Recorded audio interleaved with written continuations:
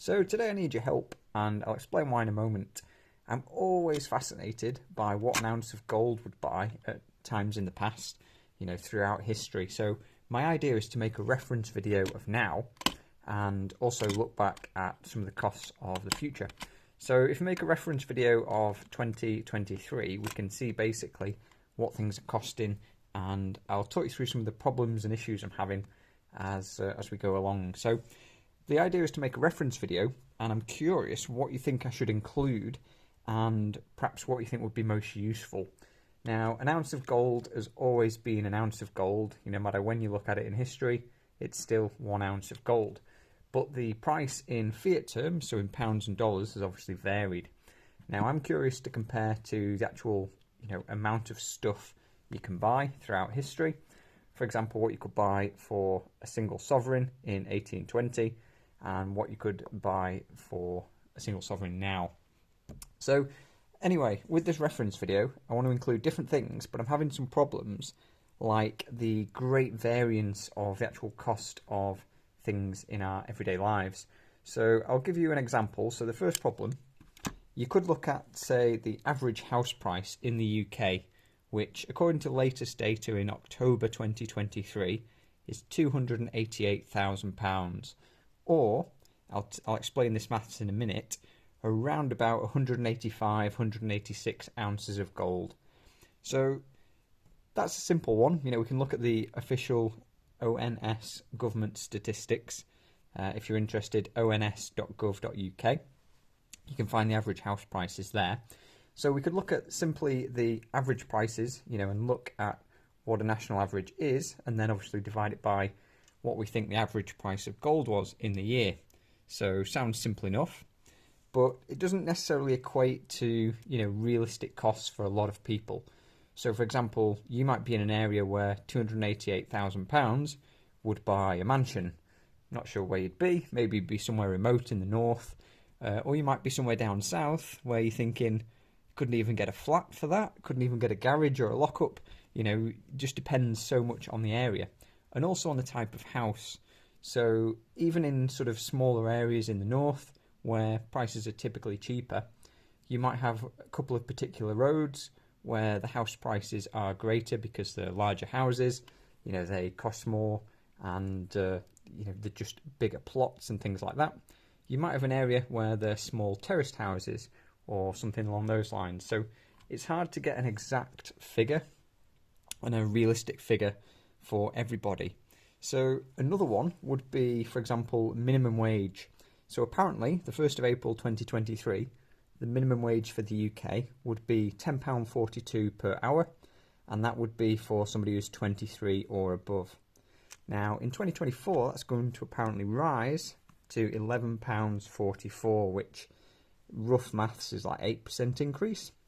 But anyway, for the 2023 year, that's going to be a roughly, on a 40-hour week, £416 pre-tax, and then roughly £21,632 per year.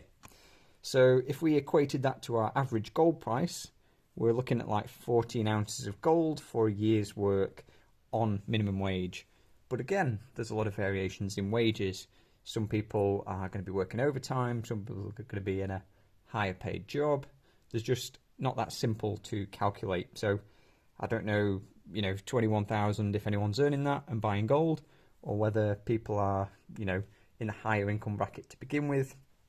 It's all just going to depend.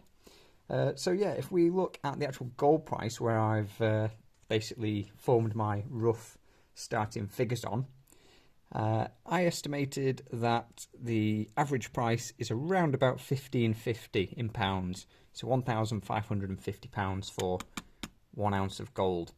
Now, per sovereign, if you multiply that by 0.2354, that will give you the sovereign price.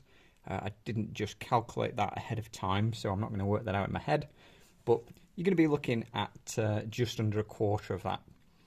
So the average for the year I came to was 1550 because the low was 1484, the high was 1647, again in pounds. Roughly the first and third quarters were the lowest quarters with an average knocking around the £1,550, sorry, the £1,500 mark. And the second and fourth quarters were more up around the 1600s.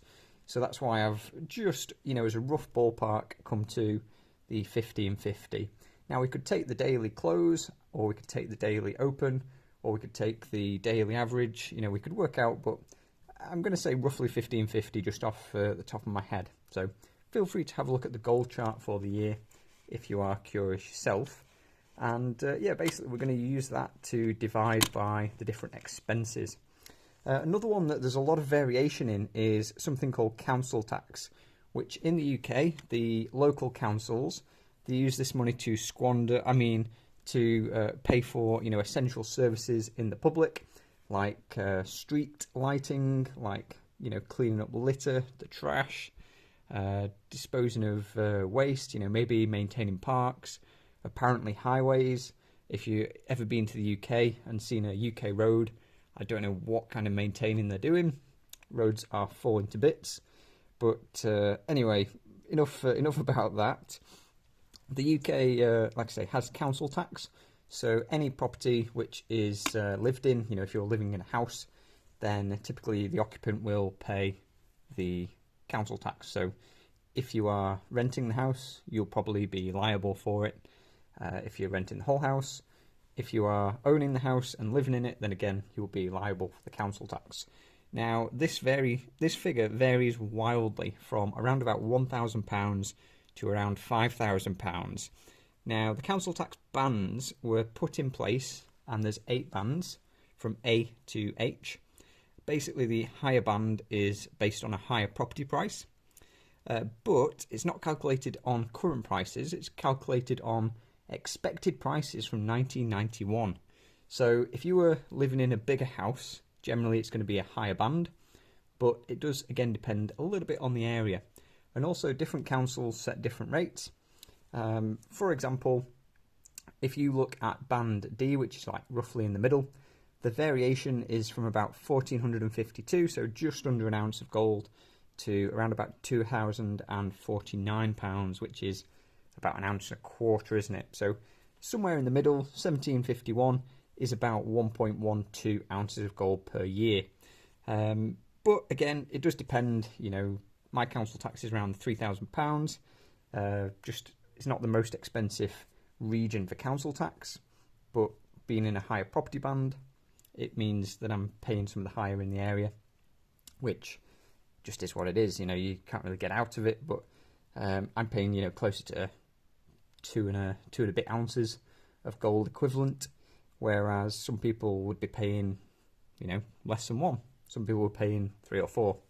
So it does depend, and again, there's just that much variation that I want to make the video useful, but at the same time realistic. So if we just take statistical averages, or what the government says is the average, it doesn't necessarily reflect everybody. And I'm also trying to make videos from looking back in the past, like into the Victorian times, what you could buy with a sovereign. But again, there's that huge variation in different jobs, different people getting paid different things, and some people get paid with perks of a job. So you might get their wages and then they might get an allowance of something that they do or produce or something like that. So there's loads of variations. I'm curious if you have any ideas what would be the best way to go about this, and perhaps if you have anything interesting to add. So perhaps you've done something similar, perhaps you've come across some interesting research that would help. I would be curious to know. And otherwise, that is what we're going to start with, and we'll figure out what we can buy with an ounce of gold. So yeah, if you're buying a house, the average price in the UK for October 2023, about 185 of these 1 ounce coins. But again, that varies wildly, as we say. So curious to see what you think, and appreciate any help, comments. See you in a minute.